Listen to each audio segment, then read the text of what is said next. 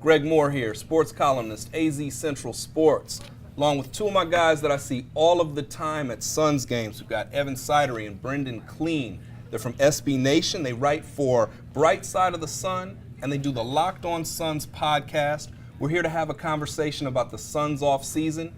Listen, the best part about being a Suns fan, right, because things are tough right now, we all know that, but it's trying to figure out how you might fix this franchise, how you might do things differently moving forward to get the team on the right track, which is to say winning, which is to say to come back to the playoffs. So from here, I'm going to let these guys drive the conversation, and I'll do my best to answer their questions. Alrighty, let's just dive right into it, Greg. And you had a call come out in Arizona Republic this week about Ja Morant. Yeah. You said you would take Ja Morant over Zion Williamson, and obviously there was some flag. We're in the Zion Williamson camp ourselves. We think that he's a better fit and a better prospect for the Phoenix Suns. But why don't you take the floor and explain why you want Ja Morant over Zion Williamson for the Suns? So the first thing is fit. I think that the Suns need a point guard more than they need anything else. A real concern for me with Zion is that the hype has been built up so high that I don't know how he possibly could live up to it. They just announced recently that there's going to be a new 30 for 30 that details the story of Felipe Lopez, who was LeBron James before LeBron James was LeBron James. And every generation's got all these guys who are the best who never made it, or these myths, or these guys who were amazing in some way, but it never really panned out for them at the highest level. I worry that the hype for Zion is so outsized that it's setting him up for that failure through no fault of his own. The other thing that I worry about with Zion is that his game is predicated purely on physicality and athleticism, and his whole life he's been the most physical, the most athletic guy on any court that he's ever stepped on. The Suns have a bunch of guys like that on their roster right now. DeAndre Ayton. The first time in his life he wasn't the biggest, baddest dude on the court was game one when he went up against DeAndre Jordan. And then it happened 80 more times or however many games he played. Sure. It's an adjustment. Josh Jackson is an athletic marvel. When was the last time you guys saw somebody that fast, could jump that high, quick twitch, reflexes, and he's a normal dude for the most part in the NBA. And so I worry about that transition for Zion as well. I don't see that skill to his game, that deft jump shot, that ability to just get a guy on your hip and make a nice, easy shot. And so I just really worry about his transition. And I know that the Suns, they need somebody who's ready to play right now. The Suns don't really need a guy, another guy, who's going to figure it out as he plays. So how much do injuries, the potential for an injury, he suffered one this year, a couple weeks, how much is that what you're getting at as far as his game is predicated upon he's got to outleap everybody, he's got to get past everybody? Are you worried about an injury? That is a factor, although I try to put injuries to the side because that's just not cute, right? Like we're talking about somebody's livelihood, but it is a factor when you're evaluating a guy, right? Like if a guy has an injury history. Look, Zion's shoe blew up, right? Like it wasn't his fault. But what we're talking about here is if you have somebody who is physically dominant, like me, I'm amazing at basketball when I play my 8-year-old sons, right? Like they can't do anything with me. But if all of a sudden I play a bunch, right, exactly. Shoving them on the ground. There's nothing they can do. But when I play against other grown men, all of a sudden I look like one of the guys. I'm a normal person, all right? So I worry that Zion is outsized physically in the place that he's in. And then when he gets to this new level, he's just going to be normal. And he's not going to have like these skills to fall back on, like a really nice handle or a really clean jumper. Now, when you talk about injuries, let's talk about a guy like Blake Griffin, right? So LeBron James, when he came out, I think he averaged 20.5 points per game as a rookie. You guys will check me on this. And since then, if you look at every rookie of the year, the only rookie of the year to score more than that or average more than that per game was Blake Griffin. Blake and Zion actually have similar games coming out of college. They jump over everybody and throw it down, and they don't care who's there. Blake has dealt with injury problems because of that constant pounding, that constant impact, that constant up and down. Blake, though, actually really did develop a nice game, right? Yeah. Like now he's got a really skillful game that he didn't have when he was coming out of Oklahoma. And again, for me, it's the Suns don't need to watch anybody figure it out. And the Suns also really don't need like a lot of hype where everybody's going, well, look, see, they couldn't develop him, or look, see, they couldn't get him ready, and this is the best talent around, and they blew it with him. Similar to what happened with Ayton, to a degree. There was that hype about, they didn't maximize what he was at Arizona. And see, so when people tell me that DeAndre Ayton wasn't the guy, I'm like, what sport are you watching? The guy's giving you a double-double every night. Yeah. He has developed defensively incrementally over the course of the year, and he's playing a completely different ball game than he played at Arizona. Remember, Arizona, he kind of functioned as a power forward, right? Because he was in there with another 7-footer who played the post, who did different things defensively. So Ayton is learning the game, and he's playing quite well. No, he couldn't do anything with Joel Embiid, but Joel Embiid's an MVP candidate. Nobody could do anything with Embiid. Is everything perfect? No, right? Can Ayton improve? Yes. But of course he can. I talk to scouts. Scouts tell me that in the old days, when guys used to stay in college for at least 3 years, when you would draft a big man, they would say you would need at least 2 or 3 years to figure out if that big man had the goods. Mm-hmm.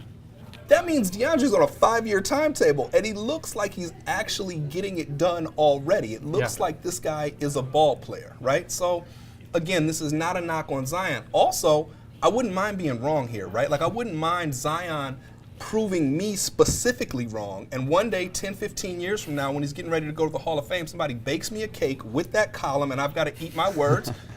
I'm totally okay with that. I'm just saying that for the Suns right now, Ja Morant plays kind of like he's gonna play in the NBA. He's gonna be on the perimeter. Yeah. He's gonna be setting you up left and right. He's gonna be shooting jump shots from a long distance. And there's one more piece of it. Ja didn't have the goods coming out of high school. He had to learn it, right? Ja had to get tough and find something within himself to elevate himself from Murray State. Zion, man, everybody's like catered to him his whole life, and that's the same way with a lot of the guys who are currently on the Suns roster. They, for the first time, are dealing with that adversity. Ja has dealt with it, knows how to deal with it, knows how to turn that into something positive. Just in terms of fit, right, and in terms of potential. If you're giving me my pick, I think I'm going to pick Ja. I might be unpopular there, but I'm okay with that. I would personally go with Zion, like we've said on Locked On Suns plenty with Brendon and I. I think that Zion is a near perfect prospect. I think he's better than what Luka Doncic and DeAndre Ayton were last year. I think if you put him in the 2018 draft class, he's the #1 pick. I just think when you see guys like Blake Griffin, Larry Johnson, for example, back in the day, obviously they had injuries that slowed him down a little bit, but all NBA Hall of Fame type players. So I think you really can't pass on a transcendent talent like Zion Williamson. But the more you think about it, Greg, I mean, from the Ja Morant standpoint, what stood out to you when you watch him play? Because for me, I mean, the dazzling athleticism, the eye-popping playmaking ability from him, he reminds me a little bit of De'Aaron Fox, John Wall sort of. What do you think? He reminds me exactly of De'Aaron Fox. Really quickly on the Larry Johnson comparison, Bobby Hurley made that comparison. I was like, yeah. Larry Johnson got better after he got hurt. Larry Johnson messed his back up. It developed a jump shot, and when his athleticism waned, he actually had a really nice second half of his career with the Knicks. Blake changed to a different type of guy recently as well. I mean, it happens. It does happen. All right. So what do I like about Ja? It's Murray State, and he's got these guys out there acting like, like they go to Kentucky. Like he's got these guys acting like they go to Indiana or some blue blood school, right? He's got these guys playing ball above their heads. He's throwing them passes that they're not going to catch, to the point that they actually start catching them, to the point that they actually start finishing them. He also seems equally willing to distribute and to take over, and that's a really hard balance to strike. Like we've seen games where he passed it here, he passed it there, and then he said, forget this, and he made 3 shots in a row. Or that second tournament game, I forget who they were playing, they lost that game. Ja kept him in it in the first half. I think he was like 4 of 5 from 3 in the first half. You guys check me on the stats. It was that 3-point shooting that kept Murray State in the game, and there was not a player on that team who was hanging his head. There was not a player on that team who didn't feel like the baddest dude on the court was with them. And I just love that attitude that he's able to carry that. And again, I heard another analyst saying this, he's able to pass the ball with both hands. I noticed that. I noticed that he's kind of fearless when he finishes, but he does seem in control. Like you guys have seen guys go to the rim and they're a bit out of control and they're not able to finish the play. Josh Jackson. We all thought it. But I actually love that about Josh, because I think Josh's stubbornness and his inability to recognize what we all see he's like, nah, I'm going to do this my way and it's going to work. I think that's going to be kind of what makes him a special player. I think Josh still has a lot of potential to be a really special player. Ja gets to the hoop, but he really seems to be under a lot of control. And again, he does seem to play a style right this second that he's going to be able to play in the NBA. Okay, counter a little bit to that idea, and I think it has to do with what was around Zion at Duke. The roster, one of the more talented rosters we've ever seen Barrett, put together. Cam Reddish, absolutely. Cam Reddish, even Trey Jones, who's For sticking sure. around, was good. And I think that he'll be maybe less high-end talent in the NBA. I mean, all these guys in the NBA are comparable to what he had at Duke, but they're vets and whatever. But I think the game that's played in the NBA will just suit him so much better. Duke was one of the worst three-point shooting teams in the country, despite having all that talent. And so I wonder if, not statistically maybe, putting up the numbers he did at Duke again in the NBA, we might never see him do that. But what he did from a skill perspective, kind of what you were saying you wanted to see more of, I think he'll have a chance to do that even, say what you want about the Suns roster, but just thinking about what he'll have at the NBA, better floor spacing, quicker pace, having to do less, he'll be able to fill a role a little bit more easily. I think all those things are where he fits more easily. Then you flip it, I think Morant is probably going to have to play much more defense. That jump shot, we see a lot of guys, De'Aaron Fox last year, Gotta find struggled because he never had it. Right. So I think thinking about translating to the NBA is where I get more excited about Zion and less excited about Morant. But so it's a fair point to make. The thing that scares me, the point, what I'm hearing you say, is that in the NBA, the three-point shooters are going to be so much better that it's going to spread the floor out, that an athletic guy who's going to attack the rim is going to have more lanes to do so. Yeah. I worry whether Zion can dribble well enough to make that happen, right? I wonder if Zion in that way is not like a thick version of Josh. It's a great point that you're making, though. As far as playing defense goes, nobody does that. no. De'Aaron Fox plays great defense. I worry. Especially in college. It's hard to do. It's hard to grade these guys. Ben Simmons at LSU. Yeah. Yeah. I really worry about Zion's transition. Like, what position does he play? So if he's going to play power forward, he's really short for a power forward. And we've seen that happen before. Charles Barkley, right? We've seen that. Is he athletic enough to keep up with the stretch force?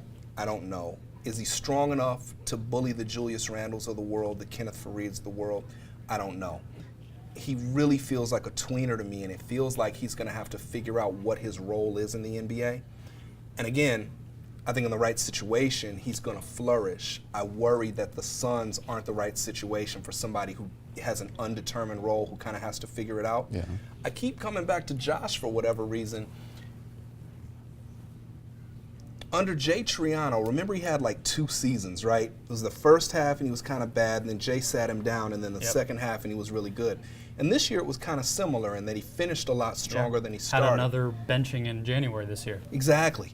With Josh, it's all about like system and fit and what are you asking him to do. And if Josh knows his role, then I think he can perform it. But if he's out there kind of freelancing, you're seeing him learn as he plays. And I feel like Zion might be in a similar situation, only with less ball handling. So it might be like there are times when he's lost on the court.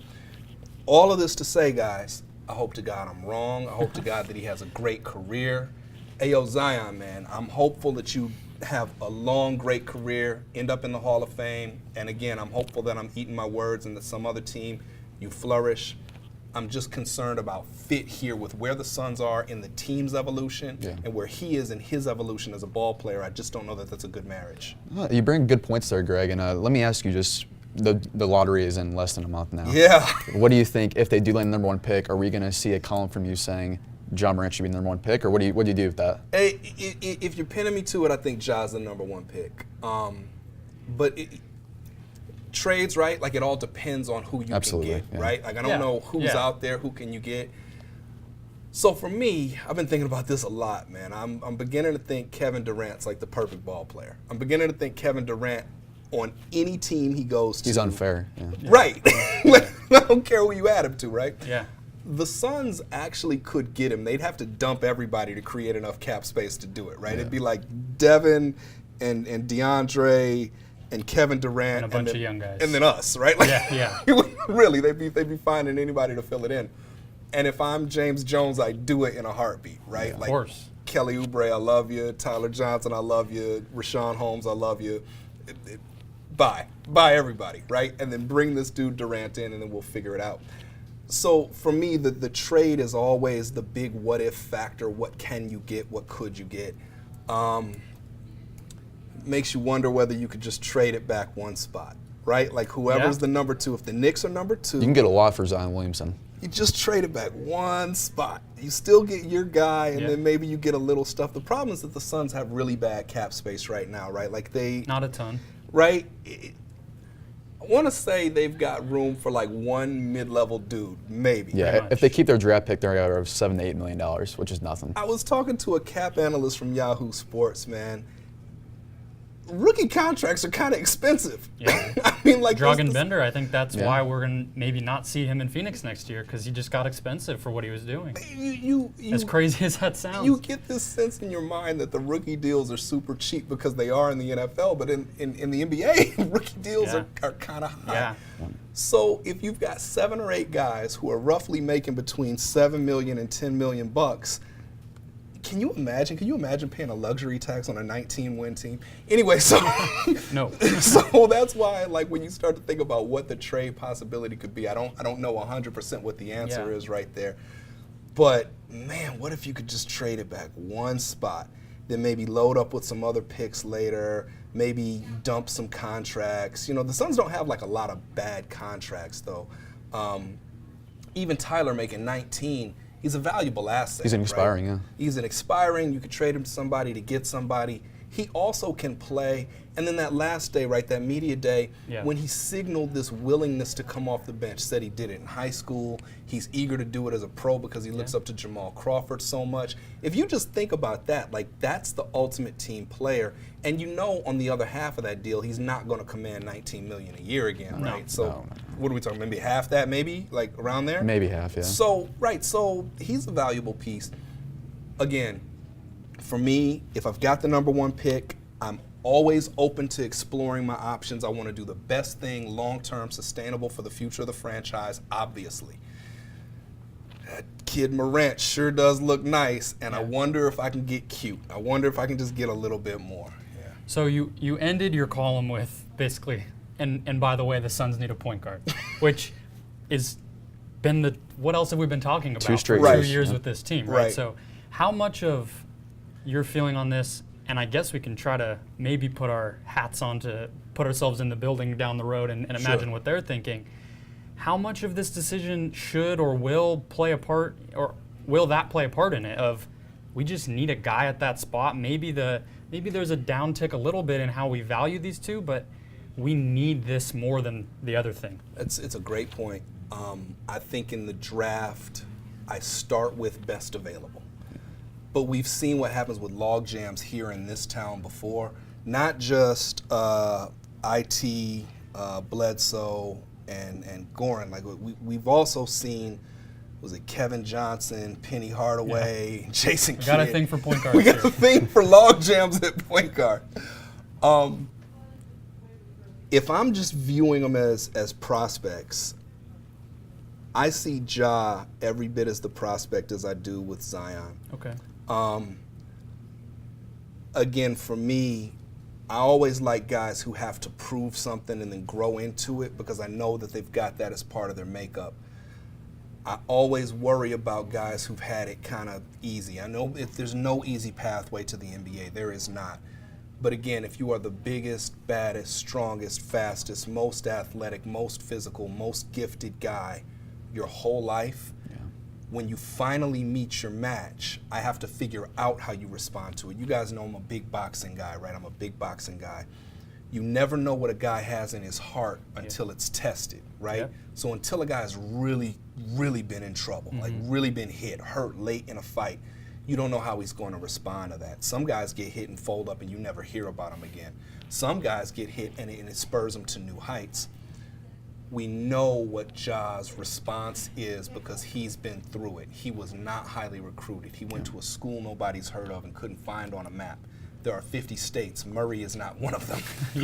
Yeah. They get a school, but not their own state. There you go. And so we know what he can do. So if you're asking me right this second, what do I do if I get the #1 pick? I go Ja Morant. But again, my thinking, right, especially now that I got a guy like Jeff Bowers got my back, right? How can we get cute, Jeff? You've been through this a couple of times. You've seen some things. What can we do? Also, Jeff's the guy who drafted Chris Paul, which I don't know how in the world he slid that far, right? Yeah. Can you imagine what would have happened if the Atlanta Hawks had taken Chris Paul instead of Marvin Williams that year? Man, the Hawks, we'd be talking about them in a whole nother way. Yeah. So it just seems logical to me is all. It just seems logical. Well, and I think Jones, everything we've heard from him since he joined the franchise indicates that he values what you're talking about, a guy who kind of is like him to a certain degree in the way that Suns fans remember James Jones as the quiet guy that made some threes, not the guy we would have thought would win all these championships late in his career. And I think we don't know. I mean, he hasn't really made a big, huge imprint on this franchise yet because he hasn't had to make one of these big decisions, but I think this will be one where we see where his leanings are, and it wouldn't surprise me if it's, I mean, we've been talking about that as a possibility that in most circumstances, maybe you just pick the best guy, but with this person in charge and with the circumstances we talked about positionally, it might make some sense for them to go that route. Like I was saying, maybe they don't value the guys the same, but Ja might have the leg up in the areas that matter the most to this franchise. Let me ask you this, Brendon, because we saw last year the Dallas Mavericks and Atlanta Hawks do a trade with Trae Young and Luka Doncic, and the Hawks moved back and still got Trae. What do you think the value would be for moving back maybe 1 or 2 spots to get Ja Morant if you had the #1 pick? Because I think even more than Luka last year, I think you get more than that. I think, yeah, if you get #1, I think it's going to be more valuable. I think Luka Doncic played a role that was different than this because he had even more questions. He played overseas. People underestimated him, and he blew away those expectations. But I think the expectations now are higher even for Zion, and a trade for that, especially when you think about all the dominoes that the lottery will have. Phoenix almost matters the least in the grand scheme of the summer if they were to win the lottery, because the Knicks, all these other teams are trading for Anthony Davis with that pick or picking Zion and getting creative with how they're going to deal him. So I think you could get a good player if they want to go that route. I think you could get multiple picks. It kind of feels like the NFL draft in that way, where we don't see it in the NBA very often, but the value is enormous if you get creative enough to do it. We saw the same thing with Markelle Fultz and the Celtics, and Boston got a tremendous pick with that. So if you have the doggedness to do it, it pays off. It's going to take a little bit of guts, right? Like it's a little risk there, but if you're sitting there in a position of It's a lot of fan backlash too. Is there? Oh, I don't know. Are the fans around here going to get any madder than they already have been? If you get a good player with it, I think there will be fans who like that more. But it's one of those in 10 years, everybody just holds their neck down because we could have had that guy. For sure. So the Suns are kind of used to that, though, right? Suns fans? Because the Suns fans could have had Kevin Garnett, and that didn't happen. And Suns probably could have had Hakeem Olajuwon, and that never happened. Like the Suns could have had Kareem Abdul-Jabbar, right? Like the list of guys the Suns could have had. Yeah, you're around for 50 years. There's a lot of those. You've seen some, right?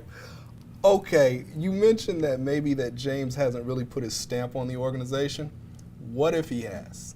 What if by not firing Igor midway through, what if he keeps Igor? Yeah. What if by not making a bunch of dumb moves that don't even make any sense just to spin your wheels? What if just by being even and stable, he's already putting his imprint on the organization? What if he's the guy who was like, yo, we need this guy Mikal Bridges? Yeah. Think about what Mikal Bridges does and what James Jones did.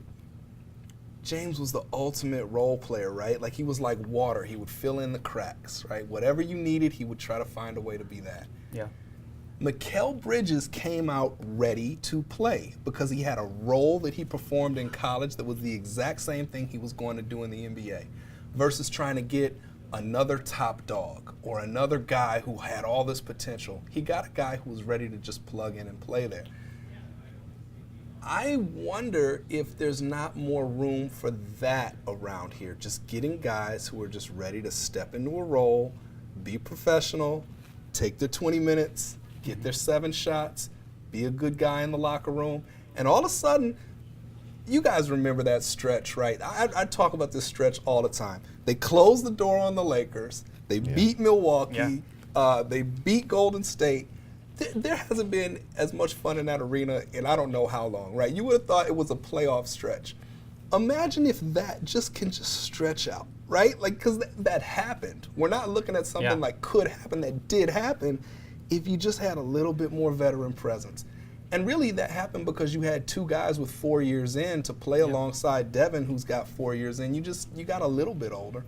So anyway, I think about that stuff. All right, let me give you guys my favorite James Jones story. I don't know how long we've been going. I feel like we should probably wrap it up at a certain point. I'm good. We could talk like forever. This is fun for me, right? My favorite James Jones story. It's like the day he gets hired, he gets announced. James has like an uncle who played pro baseball. And we were just talking about family, right? James and I have some similarities in that. I've got 4 kids, and all of them, their name starts with G. And James has, I think, 3 kids, and all their names starts with J, right? Like, it's just a, just a thing that guys our age do, I guess. I don't know.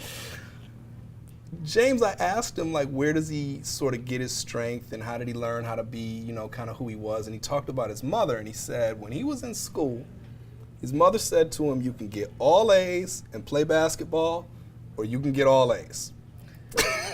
Yeah. And I just love that as an expectation, right? I just love that as, you know, you're gonna take care of the right thing, and then everything else comes after that. Only a mom could come up with something like that. I know, right? And it's so pithy, right? Yeah. I love it.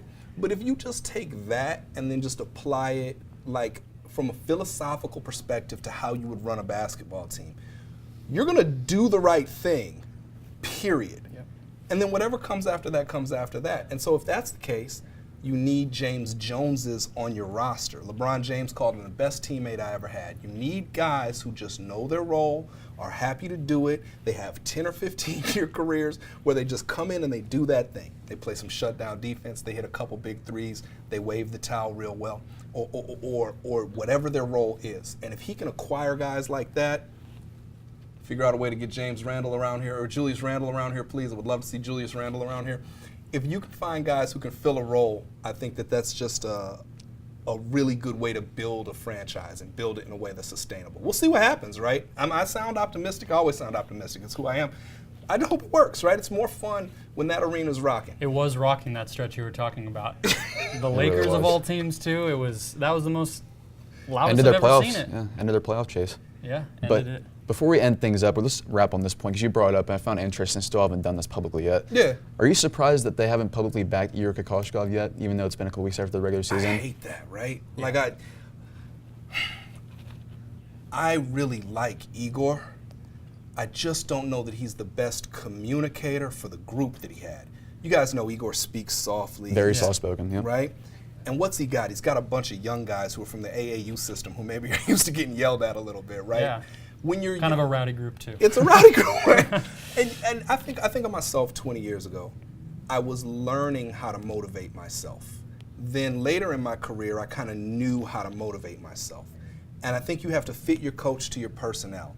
If they can bring back a veteran group, a more veteran group, I think Igor's perfect. I think one of you guys wrote something about the assistant coaches that Igor might bring in. Yeah, it was an interesting list. I love Corliss Williamson as a coach for big men, but I wonder if you can't also have like a bigger man to sort of help with that, right? Like somebody who's just like 8 feet tall, just can help, right? Maybe DeAndre grows a little bit if he's in the room.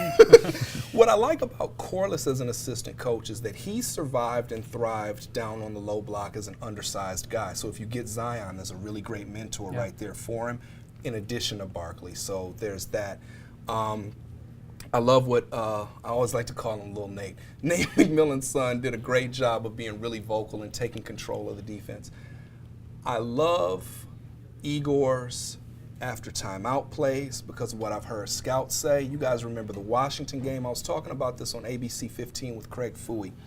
Washington game, waning seconds, down 3, you need a three-pointer. Devin's got 50. Everybody in the building knows it's going to one or two guys. It's going to Devin or Troy Daniels. Troy's one of the best shooters in the NBA.